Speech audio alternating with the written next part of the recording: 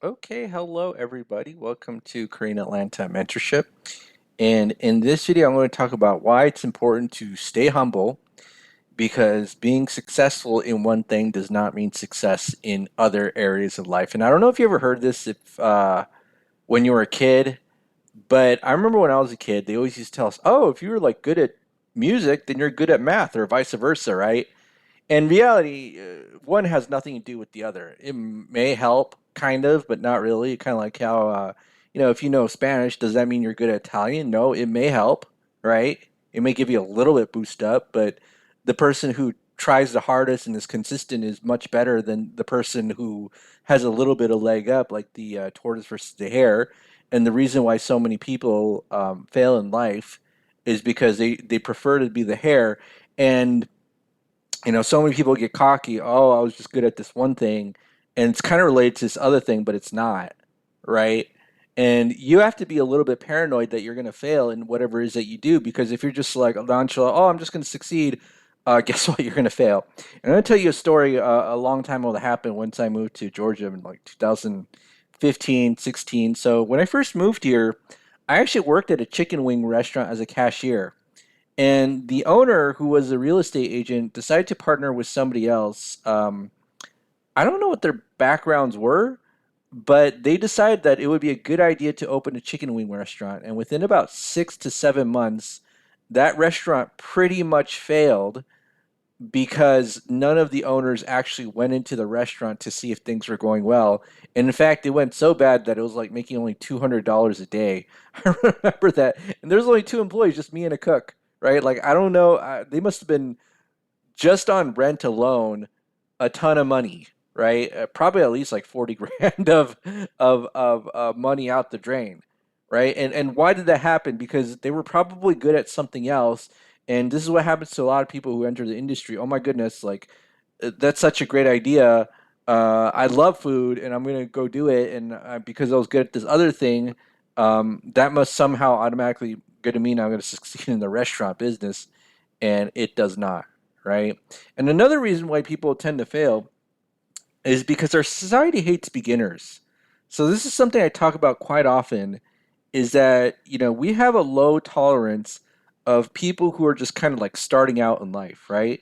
In fact, if you ever advertise the program, whether it's like home ownership or just, you know, maybe education, like it's for people who are just starting out in life. I guarantee you that program will generate and garner a lot of interest because there are a lot of people who feel like they've been left behind in life. And the reason why they feel that is that our society just hates people who start out in life, and this is kind of could be seen with the whole influencers going broke to look rich phenomenon, right? Like why can't you, be 18, 19 or 20 and then just like start out in life, right? Like why do you have to always look like you got a Ferrari or making like $10 million and be an influencer and make so much money? And probably all of those people are frauds and going broke to look rich, but apparently there's a whole industry out there of people just fake it till you make it. And the reason why these people exist because our society doesn't tolerate anything but that, right? Like you tell people that, hey, I'm just starting out in life, people just criticize you to death so that you never get started, and then you know, so you gotta feel like you gotta fake it, right? I mean, people do that in real estate. Like if you're trying to help people learn real estate, they'll be like, well, how many houses do you have? Like you're supposed to have like 20 in 1 year, right? Like what if you have like two or three, right? But then you've gained so much appreciation from those, you're kind of rich at least on paper, right? But another like example of this is kind of like Goldman Sachs, right? So Goldman Sachs executive reportedly said Apple Card savings account was an effing mistake. Now, this is an institution that has been successful in corporate banking, corporate, finance, and then I don't know what year it was, but it was just probably in like late 2019. They decided, hey, we're gonna team up with Apple. Like we're good at our thing, they're good at their thing. Why don't we go to a new thing that we're not good at, aka consumer lending? It can't go wrong, right? And then so basically, an unknown named Goldman partner said we should have never done this effing thing, and they lost big on the Apple Card, right? And the reason they lost big, without me going into details, is just because you're good at one thing does not automatically mean success in other areas of life, and you always have to have a little bit of paranoia, whether you're doing rental property housing, or let's say you've gotten great success in residential housing, and then now you're going to commercial properties. You got to be a little bit paranoid that you're going to fail. Don't just assume, oh, it's just going to work out because I was successful at this one thing. Now, if you want to kind of go into details as to why they lost money. I was looking at a Reddit post about this, and I think this might be a good explanation. Not having experience with consumer lending, decreasing their operational efficiency, approving too many people who shouldn't have cards, leading to a higher default rate, letting Apple dictate too many deals' terms, preventing Goldman Sachs from bringing in outsiders to help optimize based on experience of other lenders, right? And then giving Apple too much of a cut of the deal. So it seems like what I'm talking about is kind of resonates with this comment that you not having enough experience in this one little thing or this new area that you're in is basically causing you to fail, right?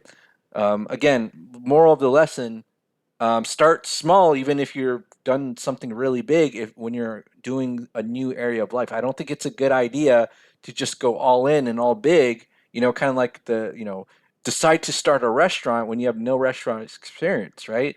Start, maybe even work down, in the lower level ladder, right? I heard like there was a guy who decided that before he invests in fast food restaurants, he's going to work every single station of the fast food restaurant just to get a idea of what it's like before just going all in.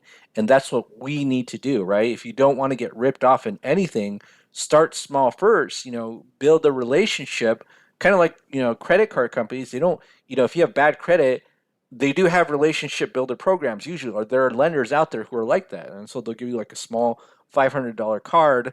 And then if you burn them there, they're never going to give you more credit, right? They're never going to do that. But if you do what you say you're going to do, then they'll give you more credit to $1,000 or $5,000. That's how I built myself up to $258,000 in lines of credit. Now, is this just an opportunity for me to flex? Absolutely, but also want to kind of interweave that in a life lesson. But yeah, so let me go back here. Let's just kind of look here. More than $1 billion in losses by January. Go big, lose big, right? So, moral of the lesson: being successful in one thing does not mean success in other areas of life, and stay humble. All right. Well, this is Crane Atlanta Mentorship.